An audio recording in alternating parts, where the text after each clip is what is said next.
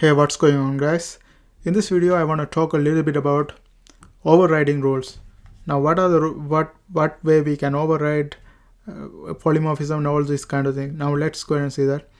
Here, if you watch my previous videos, you know that this is my main class, superclass, and this is subclasses. The reason is we created this class and then we put extends, this inheritance. We did it for this class and this class, so these two classes become my subclasses. Now what can we do for the superclass? Like, let's say if you're passing an argument in the void it, here we have created a method called void it, and if you pass an argument here, you have to do the same thing for here as well, for the subclasses as well. That's one thing. And another thing is you cannot make this one private.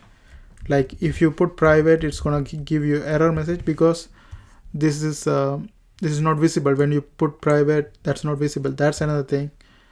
And the third thing I want to mention is you can create object for the classes. Like, here we have a class called B.